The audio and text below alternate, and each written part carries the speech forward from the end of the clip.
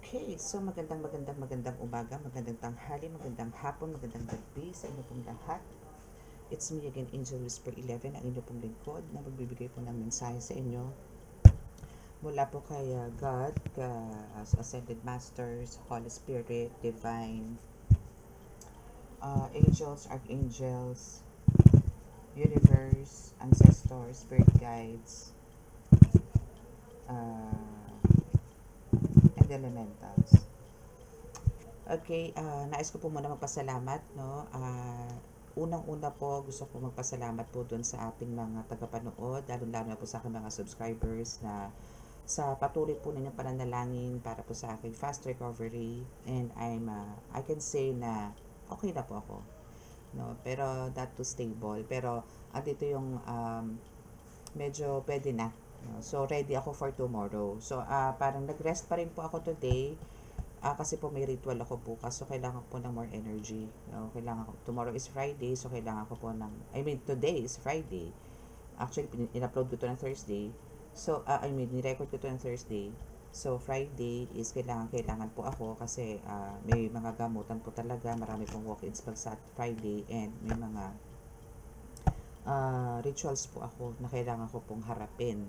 Hindi ko po pwedeng palagpasin po kasi yun. Kahit po anong masakit sa akin, kailangan ko pong gawin yun. At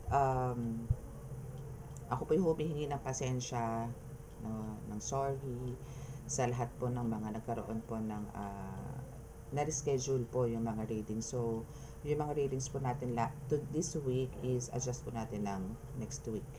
Okay, so pasensya na po. Tao pa rin po tayo, nagkakasakit, no? Importante po, hindi po spiritual. Okay, self-medication lang po, no? Self-medication lang po ang ginawa ko rin. And thankful ako at okay na po ako ngayon. And thankful ako talaga sa inyo, especially kay God, kasi talaga po hindi rin po nila ako pinabayaan. Sa mga guides kong pinakamamahal, ako po yung lubos na papasalamat din sa kanila dahil andyan sila to pamper me, ganyan, and to help me, bigyan ng lakas ng loob, full of hope, ganyan, faith, no? Andyan sila. Okay, so now, ganun lang naman po pagka nagkakasakit tayo, no? Kumbaga, still, kahit sabihin niyo pong physically yan, still, kailangan po natin mag-pray para po mas mabilis po yung paggaling, no?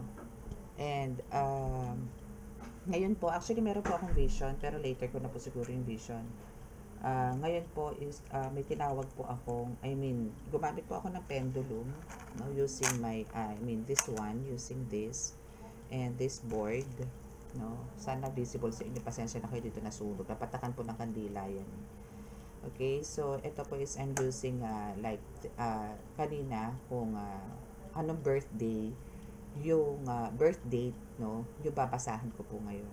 Okay, so ang lumabas po kanina is February 8, 1968, no. So tingnan po natin kung meron pong lalabas na pangalan, ano. Kaso hindi ko alam kung makikita nyo siya eh. Tingnan po natin kung may lalabas po na pangalan. Kung sino po yung February 8, pinanganak na February 8, 1968. Hoping meron po kayo mga relatives or kayo to mismo collective, no. Okay, so let's ask muna to.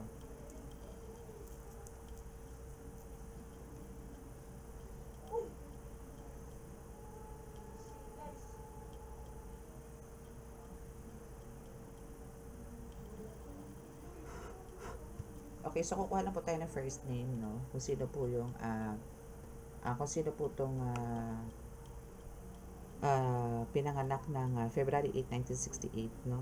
Hoping na nakikita nyo po. So, pagka ganito po umiikot is loading po to. Okay. Tingnan po natin. Sasabihin ko na lang po sa inyo initials, no, kung sino po yung lalabas. Okay, first name please. First letter please. Kung sino po yung pinanganak ng February 8, 1968 na gusto pong magpa-reading sa akin. And letter A. Next letter please.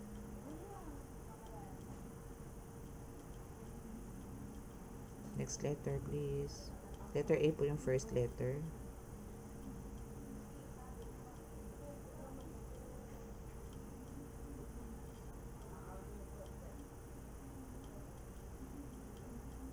Bumaliktad ng ikot Next letter, N. It's letter N. A-N, no? A-N. Okay, next letter, please. Pag umikot po yan, ibig sabihin po naglo-loading. No? Then, siya, tuturo na po siya sa susunod na letra. So, A-N po ang lumabas. Okay? Then, pagka nag-stop siya, ibig sabihin, wala na po siyang susunod na sasabihin. Okay, so what else? Holy Spirit or Spirit na nandito na gusto magpabasa. Sunod na letter. It's A-E. It's E. It's letter E. Okay, so A-N-E. Okay, loading pa siya. Ane. Ane. A-N-E. Ane. Ane. L. L siya. Anel. Anel. Okay, what else? Ano pa pong letra? Medyo matagal lang po to, no? Kasi kailangan po natin pagtiyagaan to. Kasi wala naman pong full letters, full name dito sa board. So, it's Anel. May susunod pa po bang letra?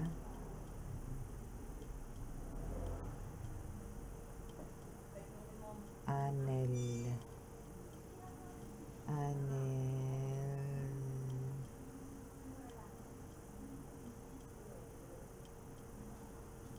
Tagal. Okay, ano pa po yung susunod na letra? Anel. Ano po?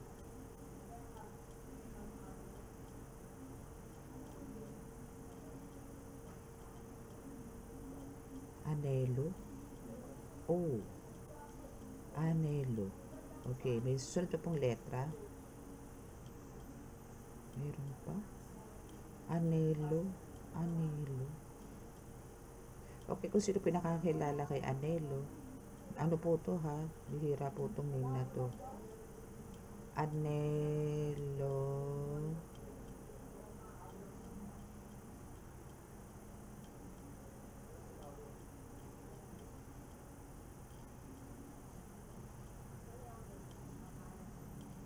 Anelo.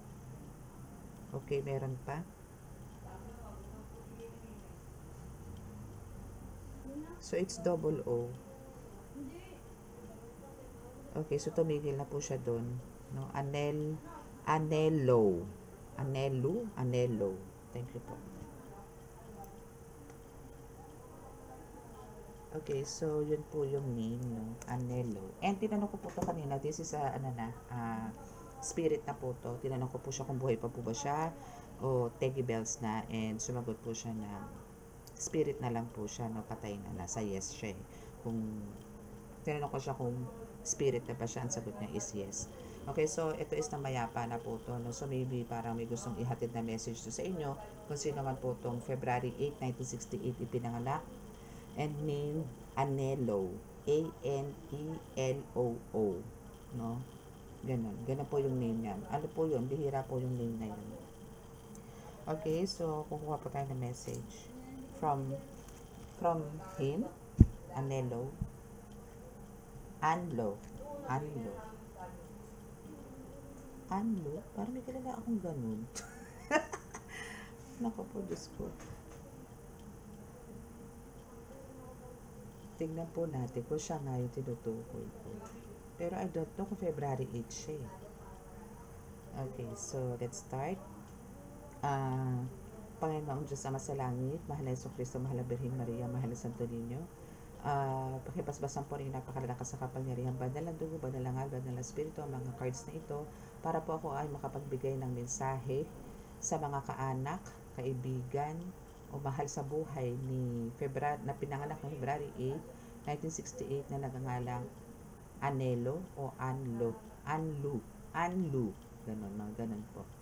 Ako po ay ako po ay naway bigyan nyo ng mensahe na magmumula sa Kanya. Pahintulutan nyo po kung gawin ang reading na ito na magmumula sa Kanya para po may hatid ng mensahe sa gusto nyo pong paratingan.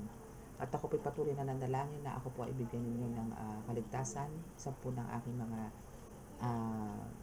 tagapanood. Ligtas ang kapahamakan, disgrasya sa kuna at ang klase ng karamdaman at tukso at bigyan po ng kagalingan lahat po ng may karamdaman. Maraming salamat po.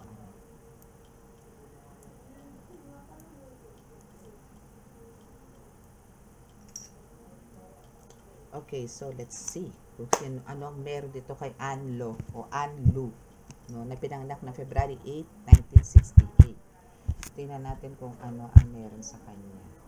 So, tatabi muna natin itong mga ito. Okay.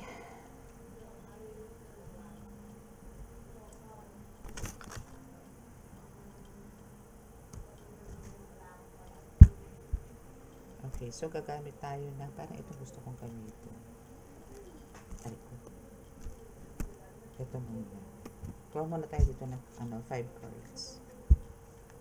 Ano ba ang nasa iparating itong Anlo na to, na pinanganak ng February 8, 1968 sa kanyang mga mahal sa boy. Pero ano po to ha, kung sino po yung makaka-resonate sa inyo, no, comment na lang po kayo.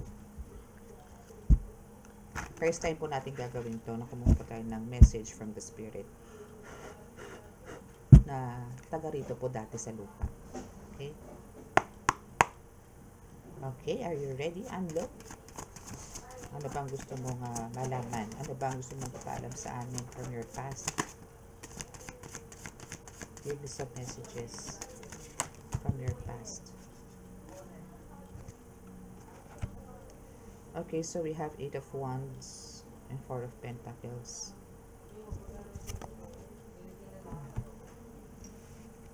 Okay, so what else?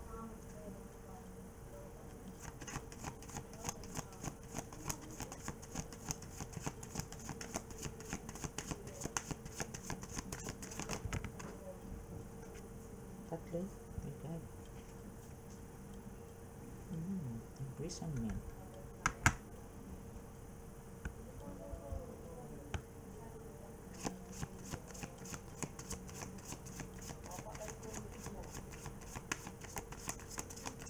It's a girl. It's a girl ang pinag-uusapan natin. It's a girl na full of innocence.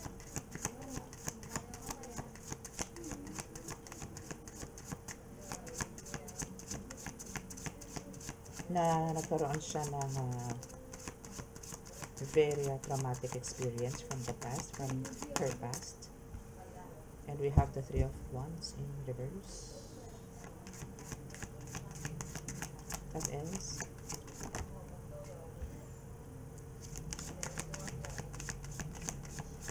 Okay, so what's dito, no? What's up dito sa 8 of Wands and 4 of Pentacles na first na bumaba na card na? What's up? What's up? Okay. What's up? So, dito kasi sa 8 of Wands and 4 of Pentacles na una pong bumaba, no? Sa nakikita ko po dito sa pangkalahatan po, no? Ito pong si Anlo na ipinangnakan February 8, 1968. So, ilang taon na po ito, no? Is, naging easy target siya dito.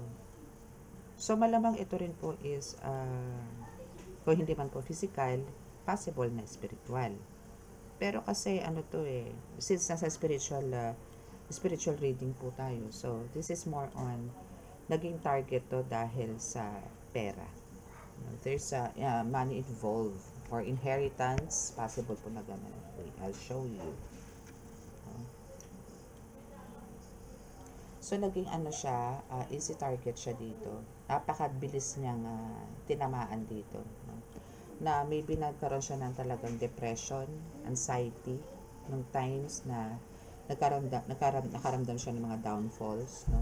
Ganun na nangyari sa kanya dito. Nagkaroon siya ng downfalls. Now is andito yung it's because of spiritual attack, which is maybe pinabankrupt siya, pinagapang din sa hirap, mga ganyan. And to the point na talagang halos empty na siya. Talagang as in down na siya, as in talagang parang very hopeless na siya. Alam niyo yung kinain na siya dito ng sistema na parang paano pa ako babangon, said na ako. Yung mga ganun. Namantalang dati is talagang kung prosperity ang pag-uusapan is andito siya lahat. Namamayagpag. No? Namamayagpag siya noon eh. But andito nga yung Two of Swords na may mga umaatake sa kanya. No? May mga sumasaksak sa kanya, may mga betrayals. No?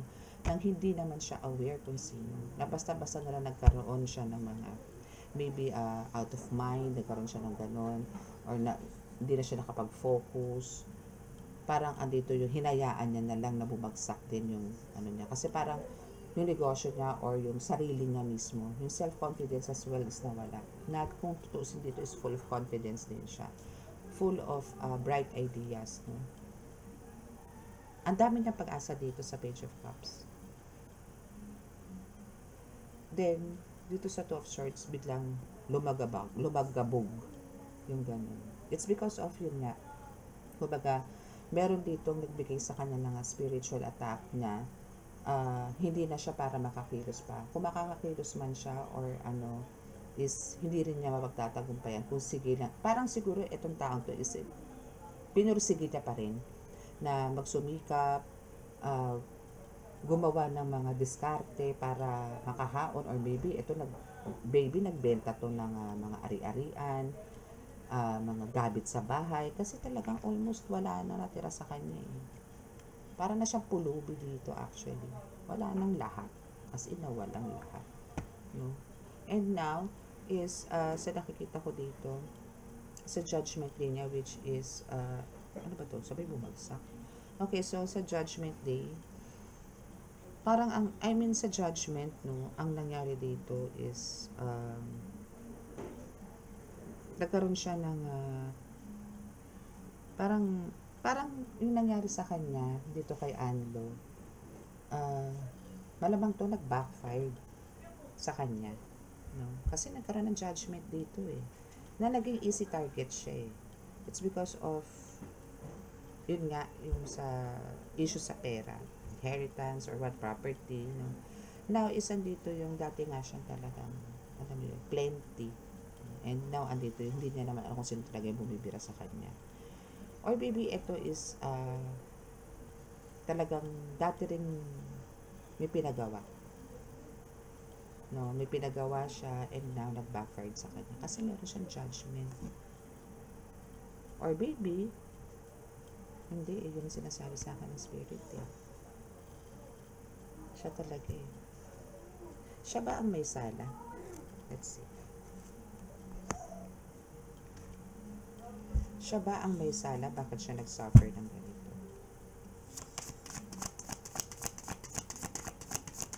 Kasi may judgment card siya eh.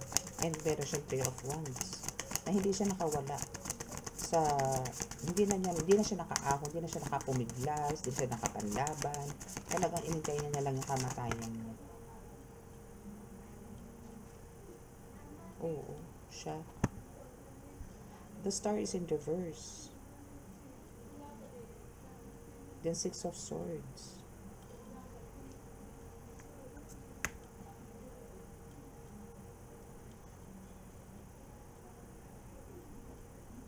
May plan siyang umalis. May plan siyang tumakas. May plan siyang siguro mag-ibang bansa, dumayo sa ibang lugar. Then to fulfill her dreams for the second time. Pero hindi niya naisagawa. Kasi pumasok sa kanya or pumalo na sa kanya itong judgment day. Naparusahan na siya eh. Yung mga wishes niya, yung star niya is nag-reverse. So, hindi natupad yung relocate niya or pag-alis niya kung saan man siya naroon. And also here. So, actually, this is a confirmation dahil nagtanong lang ako dito sa judgment day, as a judgment, kung siya ba talaga ang may sala or yung person. Pero sa kanya, parang nag-backfired sa kanya. So, andito nga yung Three of Wands, which is in reverse, na talagang meron siya mga plans, no? Kasi andito na nga yung, lugmok na, no? But, andito ngayon yung Six of Swords, talaga to confirm na hindi po siya nakaalis. Hindi po siya nakatakas, no? And talagang andito yung disappointments, na wala na, parang eto na yon. So, kailangan ko ng harapin, kailangan ko na tong parang paglabanan, ganon. Kasi kung hindi niya nga naman paglalabanan to, walang mangyayari sa kanya. Yung mga ganon. No? So, dito is full of regrets. No? Full of regrets, full of talagang pagsisisi dito to the fullest. No? Kumbaga, andito yung sadness na bakit, or parang sinasabi niya sa sarili niya, bakit ko ba nagawa yung mga ganon. Ngayon bumabalik sa kanya yung mga hirap na ibinato niya doon sa mga sa ginawa niya na masama, which is mga spell works or curses. So, nandito ngayon yung, since ito is dalawa po itong bumaba, no, which is the King of Swords and Page of Wands. So, dahil dun sa parang hihingi niya ng tawad, no, though talagang mabigat din yung sala niya, pero parang andito yung realization na humingi naman siya talaga ng kapatawaran, no, sa Panginoon. So, sa ginawa niya, dahil na nag-backfired sa kanya yung ulam, curses, ganyan. So, siya niya nag-suffer. No? And hindi niya na isasakataparan yung mga hinihiling niya. So, now, is andito ngayon yung pinagbigyan siya. There's a second chance dito sa taong to. Kay Anne Lo, no? Na pinanganak na February 8, 1968. So, andito siya na talagang pinagbigyan siya dahil talagang marami siguro siyang marami siyang ipinangako at isinakataparan niya naman. Kumbaga, hindi lang niya to basta sinabi, hindi lang siya basta nag-surrender, kundi isinagawa niya lahat. Isinapuso niya kasi yung kapatawaran na hinihingi niya sa Panginoon Diyos Ama. Though andito yung parang galit din ng Panginoong Diyos Ama sa kanya dahil nga sa ginawa niya. But andito yung binigyan pa rin siya ng second chance. Ganoon naman po si God. Hahagupitin po tayo niyan. Pero once po tayo humingi ng kapatawaran, sincerely sa Kanya, and bumalik po yung faith natin sa Kanya, ibinigay po natin yung sarili natin sa kanila, magkakaroon po tayo ng new beginning na tinatawag. Hindi naman po lahat ng mga healers, hindi po lahat ng mga tao dito, no, is lahat po matino since birth. Lahat po tayo nagkasala dito. Kahit po ako, healer po ako, pero dumaan din po ako sa childhood.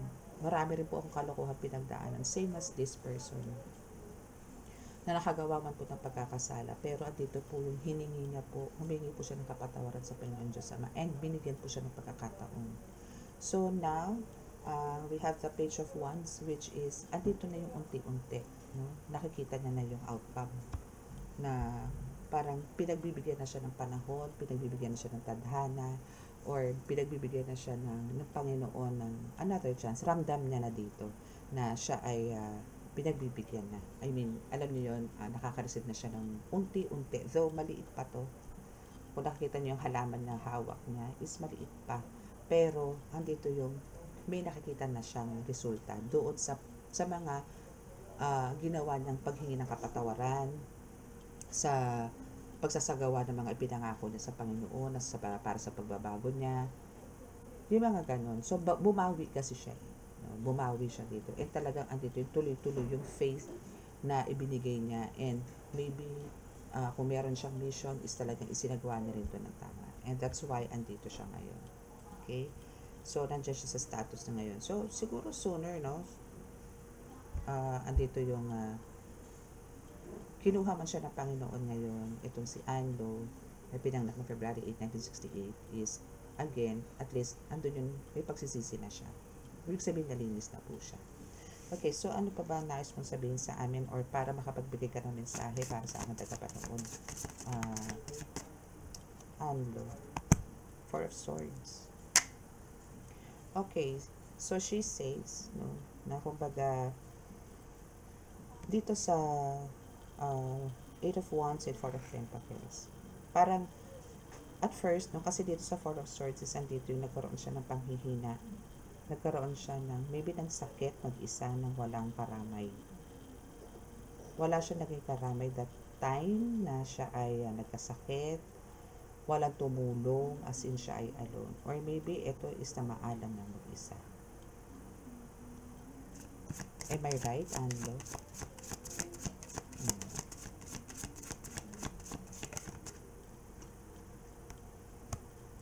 King of Pentacles. It's a yes. It's a yes. Pero alam niya rin kung saan siya pupunta. Mawala man daw siya sa mundong to, is alam niya kung saan siya pupunta. Alam niya, natatanggapin siya ng buong buo. At namatay siya na may dignidad, may posisyon. I mean, sa spiritual mo, namatay siya ng may dignidad, namatay siya na malinis. Dito sa King of Pentacles.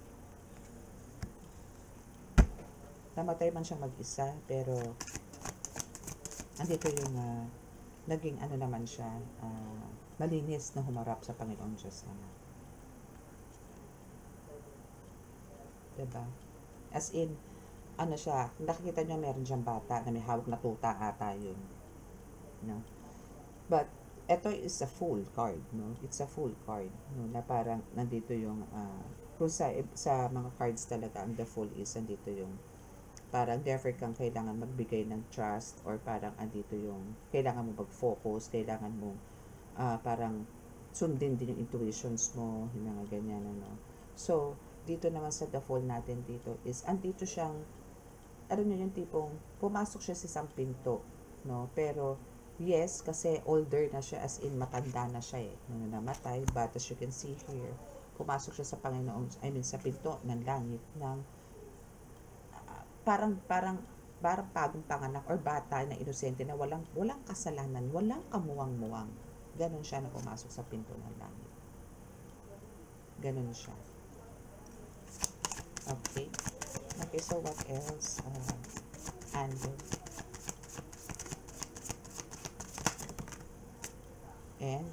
here comes the death card.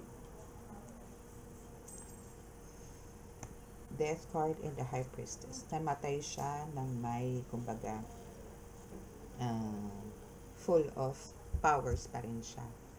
But, andito nga yung, namatay nga po siya ng may peace of mind, may purity. Yes, yun, no? Andito yung, it's a purity. No? Kasi nakaputi siya dito. No? And we have the death card here. So, doon na natapos ang lahat. Doon na natapos yung mga ano niya sa buhay. Problema niya sa buhay, actually. Though, andito yung actually, ikli lang yung story na. Pero, andito yung realization na, or a lesson, ano, na parang, hindi po natin kailangan manakit ng tao. Yun lang naman po gusto na iparating sa atin, na hindi po natin kailangan manakit ng tao. Kasi, at dali na ko patungkulan sa pera. Kung naiingitan tayo dahil mataas na siya, may kinikita na, may monthly income na, mga ganon, na gusto mo mapantayan. So, para mapantayan mo is parang ang kailangan mo dito is gumawa ka ng hindi maganda sa kapwa. Siraan, kulamin, barangin, no? Isumpa, tigalpo, kung ano man. Hindi po. Yan po yung gusto na iparating. Kasi po ang nangyari, siguro malabang to si Anlo is nung nabubuhay pa, syempre pag may pera ka, marami kang kaibigan, marami kang kamag-anak na maituturing. But, nung siya ay nawala at nag-backfire ang lahat, dahil parang meron siyang kinaigitan na isang friend, now is andito yung tinamaan ng kulang, which is siya ang may pahana, now is nag-backfire sa kanya. So, ngayon, siya ngayon nag-suffer. Siya ngayon nag-suffer. But, ang maganda sa kanya is andito yung talagang pinagsisihan niya. Bago naman siya nagsisi, no? Bago siya nagsisi dito, is binigyan mo na siya ng hatol, no? Which is, yung gustong-gusto niya, yung lahat ng mga wishes niya, hindi niya na may sakatuparan. Kasi lumagapak na siya Andito yung talagang, siguro ultimo, panty niya na lang ata suot niya dyan na, I mean, alam mo, kung ano yung suot niya, yan na lang ang kanya. Kung ano yung suot niya from head to toe, yan na lang ang suot niya, wala na siyang pag-aari. So, nagpunta siya sa ganyang point, no? So, and to the point na parang, syempre, kung halimbawa natin siya isang lugar na yon, tapos nakilala siya before na parang okay ang buhay, then biglang lumagapak. So, andun yung kahihiyan. So, nagplano siya, gusto niya bumalik. I mean, pumunta somewhere. Pero, hindi. Pinanatili siya ng Panginoon doon. Why? Meron siyang kailangan gawin or dapat talaga niyang gawin para magkaroon siya ng new beginning, which is ginawa niya naman. No, yun lang ang maganda sa kanya. Nagkaroon siya ng, alam niyo yun, na-awaken siya or na-enlighten siya kasi talagang andito yung full of regrets nga siya. Kasi talagang alam niyo yun, nag-ano siya nagsisi po talaga siya. Kasi as you can see here, sa tatlong cards na to, na plans niya, no? Three of Wands, which is talagang gusto niya mag-relocate, gusto niya lumipat, gusto niya umalis to sa lugar nila. Pero, andito yung wish upon a star, no, na nag-reverse, so hindi siya nagkaroon ng fulfillment. Hindi niya nalakad o hindi siya nakapaglakad or nakaalis doon sa gusto niyang puntahan. And also, eto na siya. No? So, hindi niya naituloy yan kasi because of the star na nag-reverse. And, yun. So, nagsisi siya dito. But, andito nga sa King of Swords, no, na kumbaga, andito yung ipinaglaban niya. Yung mga, I mean, pinaglaban niya in a way na, hindi, I mean, lumaban siya pala, hindi pinaglaban, kundi lumaban siya para maituwid ulit yung buhay niya, na makapagsimula ulit, no? So, andito na yung lumapit na siya sa Panginoon Diyos Ama para doon, para sa kapatawaran. So, after that, for asking forgiveness is nilet go, let God na ng lahat. And, here's the result. Diba? So, andito na ngayon nagkaroon siya ng unti-unting, alam niyo yun, na overcome niya lahat. Pero, kumbaga, napakalaking dagok sa kanya yung nangyari sa buhay niya. Hanggang sa tumanda na, then na-realize niya habang tumatanda siya, nilayuan na siya ng mga dati nagmamahal sa kanya nung may pera pa siya. Pero nung parang sapat lang yung pera niya, or parang alam niyo, dahil kung pang sarili niya lang, or pero andito yung naging help, naging ano siya, ang tawag doon, giver pa rin siya. Hindi na nga lang ganun kapaldo katulad noon. No? Kasi parang hinigop niya yung yung swerte nung person niya eh. Nga lang bumaliktad. No? So, natigok man siya, na maalam man siya sa mundong ibabaw, pero andito naman yung dala niya yung pagkakaroon ng, meron siya nung purity na tinatawag.